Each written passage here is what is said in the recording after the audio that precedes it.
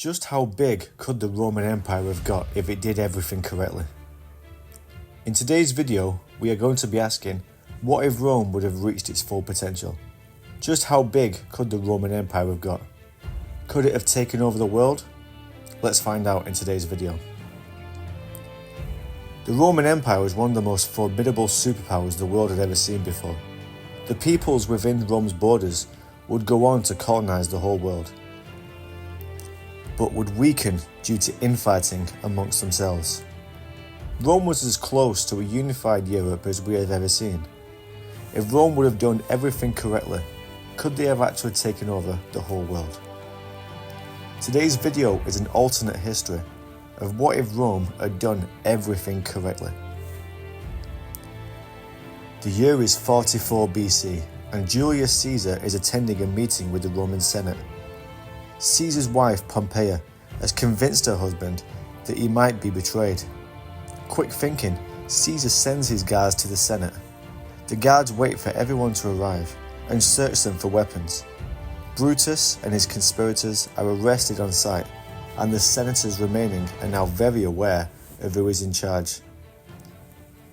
Caesar enters the meeting. Caesar is declared emperor by Mark Antony, and he trains his nephew Octavian to be his successor. Cleopatra and Caesarion visit Rome, and Pompey accepts Cleopatra as Caesar's second wife. The armed senators are never seen again. Caesar embarks on a military campaign against Parthia, funded by Egypt. After a long campaign, Caesar is successful in annexing Parthia, and he now wants to do what Alexander the Great could never do, and conquer India. With Octavian back in Rome running the administration, the Roman economy flourishes. Caesar adapts the Roman military for the Indian geography and recruits new men. Caesar's Indian campaign lasts over a decade, but he is victorious and the Roman army reaches as far as the Himalayas.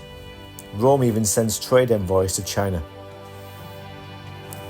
Caesar returns home as Rome's greatest hero, and people line the streets to cheer his name. Caesar dies a few years later due to epilepsy. Octavian, now Augustus, comes to power. Cleopatra, Mark Antony, and Caesarion are killed. The Roman Empire absorbs Egypt with little resistance. Augustus mostly consolidates his new empire, choosing diplomacy and trade over military expansion. Rebellions and small uprisings are crushed by the empire, is largely peaceful overall.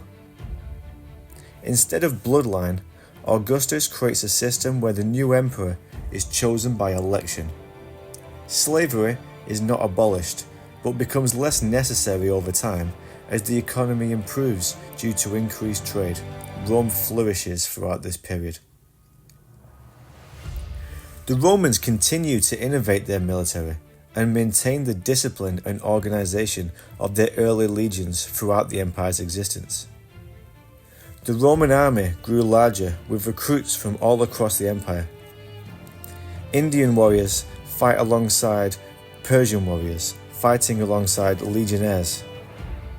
These new recruits within the empire were granted full citizenship in exchange for 25 years military service.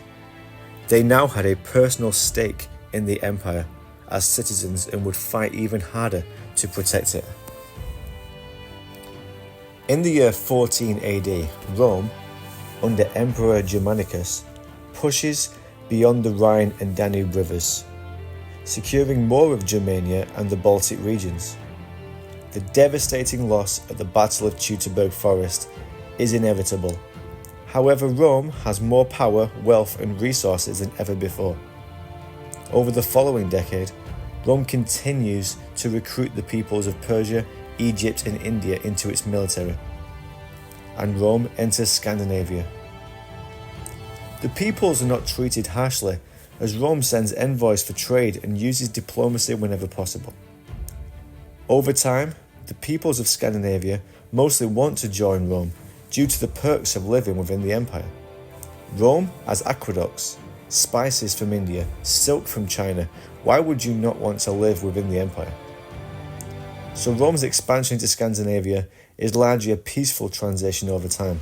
When force is necessary, Rome adapts to fighting against the guerrilla tactics of the Scandinavian raiding parties, learning lessons from Teutoburg and using smaller, lighter, faster infantry units. In the centuries that follow, all Europeans are gradually absorbed into the empire to form a united defense against the Mongols. Religious practices are allowed to continue, and Roman paganism might be replaced by a combination of Christianity and Buddhism. During this period, Rome embarks on further expansion into Arabia, establishing colonies in the Red Sea. Islam is contained to the Arabian Peninsula, and Roman military presence is too powerful for the Caliphate to ever really get momentum. Arabia's vast resources are too tempting to resist, and by the end of Marcus Aurelius' reign, Rome is fully in control of Arabia and begins to benefit from taxing the populace. Due to the landscape, Roman military presence is difficult to maintain, so Rome allows the Arabians more independence than others within the empire. So long as Rome gets its taxes, the Arabs, much like the Indians, are left alone. Marcus Aurelius is replaced not by Commodus, but by Septimius Severus, who decides to send envoys to explore and integrate regions south of the Sahara by leveraging advanced North African settlements in Morocco. The Romans have only ever sent out small detachments to Africa and have reached as far as Nigeria, but Severus was determined to establish potential trade routes. Rome benefits from sending merchants who are eager to trade instead of military units, as West Africa is too far away for Rome to police. With the integration of Northern European and Scandinavian shipbuilding within the empire significantly improves. These ships allow the Rome to get to West Africa quicker and carry more cargo. Rome establishes trade ports in Africa, and relations with the African kingdoms is largely good, and fighting is rare due to the mutual benefit of trade. Medicine, technology and other ideas are shared amongst different cultures, and the world becomes more interconnected than it has ever been before, almost as much as today. Due to Roman access into India, there is no need for Europeans to ever find alternate trade routes east. So the Americas are either not discovered, or if they are, they're not seen as significantly important, at least not in this period. The African slave trade does not reach anywhere near the same levels. Rome does import the occasional slaves from Africa. However, due to the economic benefits of such a vast empire and utilising trade diplomacy instead of warfare, slavery is less common, and over time it is limited to mostly criminals serving punishment. Septimius Severus and other emperors are keen not to overstretch the empire, but are keen to establish trade routes into Africa. These expansions would require profound adaptations in Roman governance and military structure. But theoretically, if Rome had maintained its foundational strength and adapted effectively to new challenges, its geographic spread could have been unprecedented. Of course, such expansions would come with increased risks of overextension and practical limitations imposed by the period's logistics and communication technologies. Balancing these would dictate the true limits of Rome's growth. Regardless, in this alternate history, Rome would not just be a Mediterranean power, but a continental behemoth stretching from the northern forests of Europe all the way east to the Himalayas, having ports in West Africa and trading with the Chinese.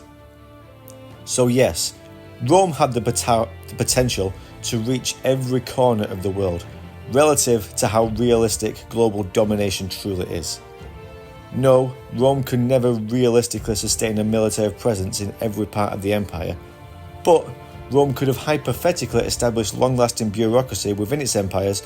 Over time, all members of the empire would have citizenship, but before too long the empire would be so large and interconnected, it would only grow stronger over time, assuming, of course, that they continue to do everything correctly. Thank you for joining me on today's video. This is only my second video, but I am really eager to know what you guys think. Please leave a like and a comment, subscribe, And once again, this video is only for educational purposes. Thank you. Goodbye.